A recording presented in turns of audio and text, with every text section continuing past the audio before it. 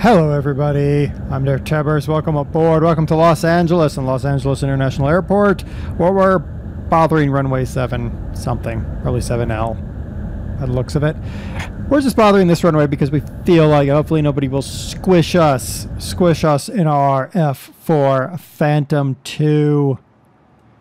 Yes, it is in, why we're in LA, well, there's actually a real good reason we're in LA, but we'll talk about that in a bit, maybe. We'll think about it.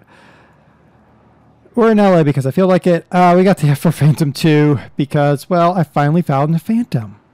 And it's a Phantom with a virtual cockpit. Insane, isn't it? So we're going to go ahead and start up our Phantom. This is a tandem, two-seat, twin-engine, all-weather, long-range, supersonic jet interceptor fighter-bomber.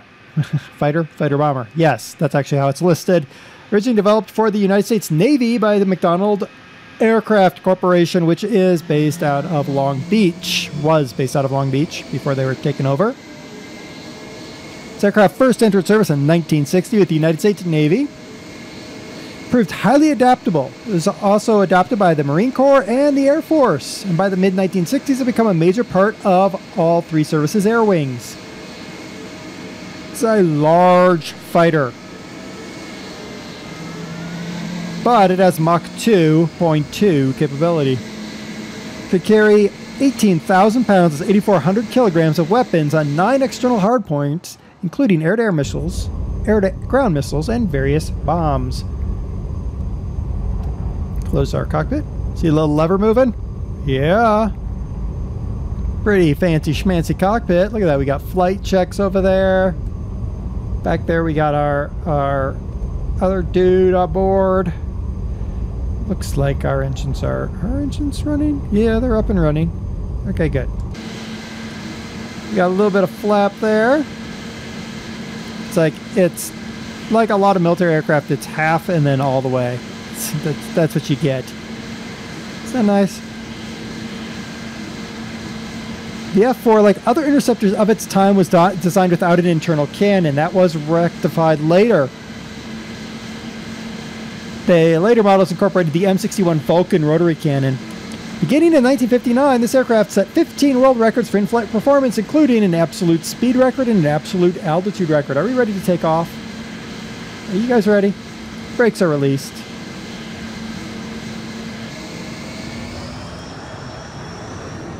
There we go. Afterburners are on. Whee! All right, we're going to cut the afterburners because we don't need to be supersonic. Did that break the landing gears already? Hello? Landing gears? Uh-oh. Uh-oh, SpaghettiOs. It's never good when your landing gears break right off the bat like that. All right, well we're gonna be flying in a landing gear out configuration then. Brakes. Brakes. Okay, there's our brakes right underneath the belly there. Did you see them? Ready? Boop. There they are. Yep. All right, let's get inside so we can kind of monitor some speed here. All right, we're going to be flying in the unfortunate landing gears out situation. We're in a test flight. Let's go with that. We're on a test flight. During the Vietnam War, the F-4 was used extensively. It served as a principal air superiority fighter throughout the Navy and the Air Force and became important in ground attack and recon.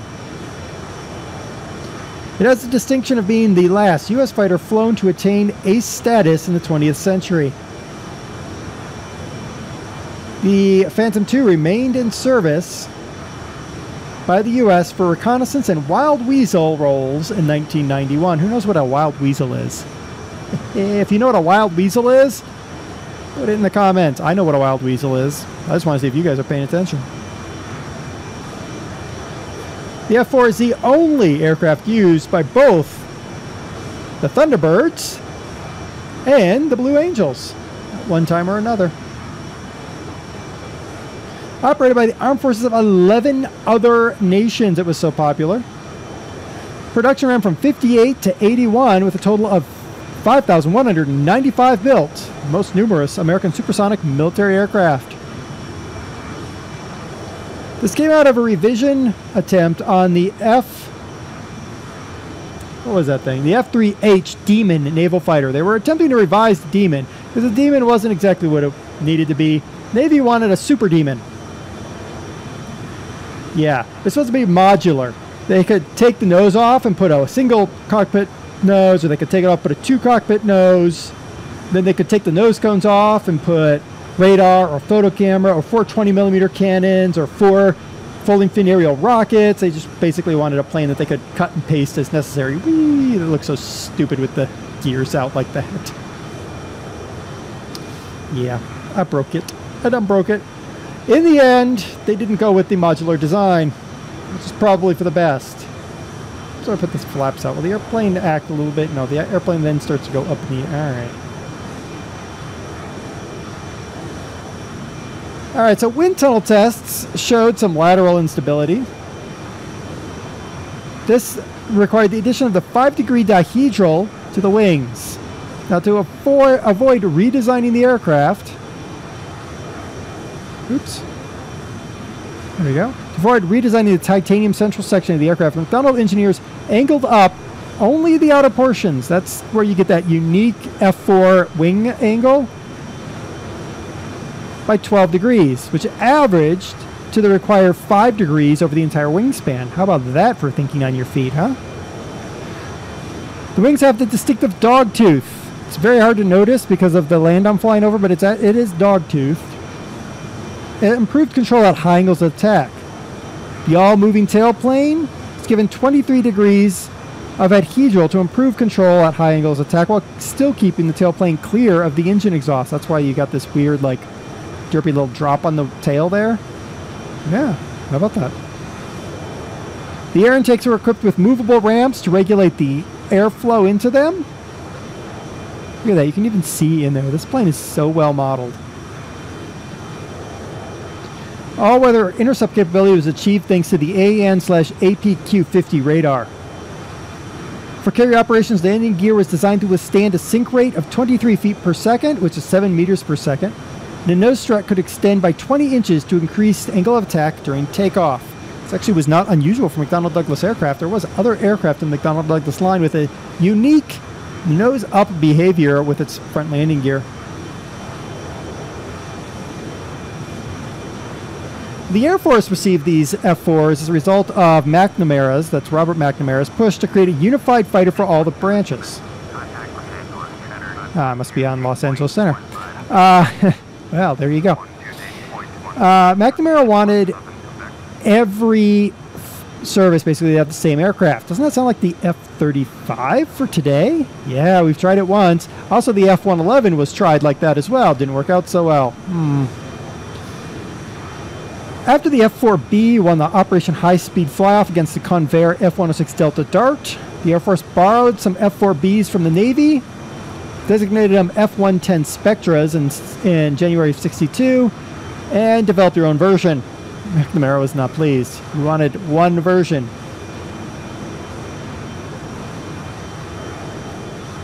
Now, to show off their new fighter, the Navy decided to do some record-breaking flights.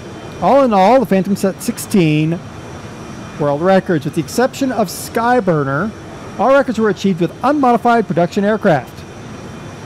5 of the speed records remained unbeaten until the F-15 Eagle. In combat, the greatest advantage of the F-4 was the thrust. It permitted a skilled pilot to engage and disengage at will. And that's actually very important, to be able to just say, okay, I need to bug out and bug out. Now, it lacked the agility of its Soviet opponents, and was subject to adverse yaw during hard maneuvering, so it would actually end up in irrecoverable spins during aileron rolls. But it was still very easy to fly on the edge of its performance envelope. 72, the F-4E was upgraded with leading-edge slats on the wings to improve the high angle of attack maneuverability. This was at the expense of top speed. Biggest weakness? No internal cannon when first designed. Duh. For a brief period, doctrine held that turning combat would be impossible at supersonic speeds, and nobody bothered to teach pilots about air combat. Oops. In reality, engagements quickly became subsonic as pilots would slow down to get behind their enemy. New heat-seeking missiles and radar-guided missiles also were crap. They were unreliable, and pilots had to use multiple missiles at a time, and they would just ripple fire them to hit one enemy fighter. Also, during Vietnam, long-range missile attacks were not allowed by the rules of engagement. You had to get close to identify the aircraft.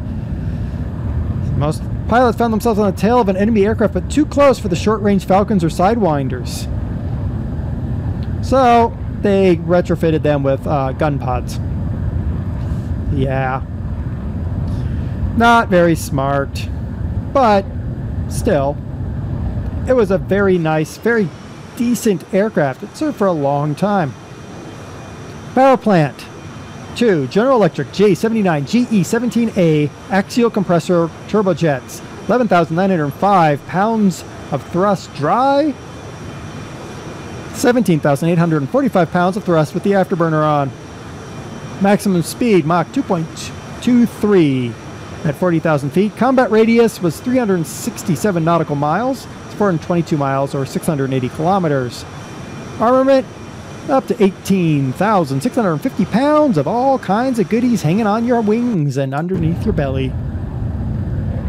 Now, other than the fact that I broke the landing gear, and we're probably going to die when we try to land. Nope, I don't want to do that. Let's see, that should be gear down. So theoretically, those gears should be down and locked. Other than that, likely eventuality here. I do think that this aircraft has a little bit too much power at very little throttle. I believe that's why my gears broke, is that it just has way more power than it needs to at very low throttle levels. We're going to try landing anyway. We might crash and die, but still. This F-4 Phantom is pretty darn nice. So shift 1. There's that. Shift 2. There you go. There's your radios. 3. Look at that. All your little switches. 4. There's your GPS. 5. Oh, okay. That's various light systems. 6. There's your autopilot. And that's the end of it. Nice.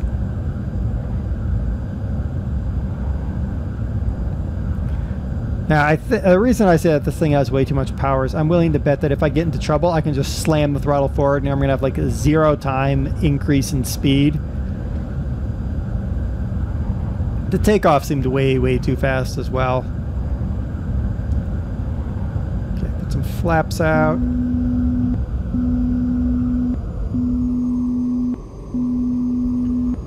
Okay, brakes out.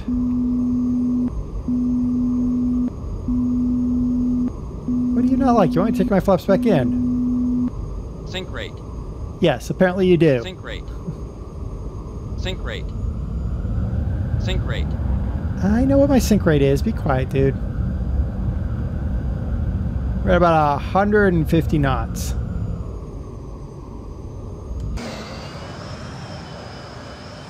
It is, yeah. Interesting. Too low, terrain. Too low, gear. My gear is out. What are you saying, too low gear? Too low, gear. Too low gear? According to this, my gear is out. Gear. Too low gear. I need to upshift. Too low, gear. That's what it's trying to tell me. It's trying to tell me I need to upshift. Too low, gear. Okay, I'm betting we're going to crash, because I'm betting those gears are dead. Yep. Oh, no, it's there. Too low, gear. Too low gear.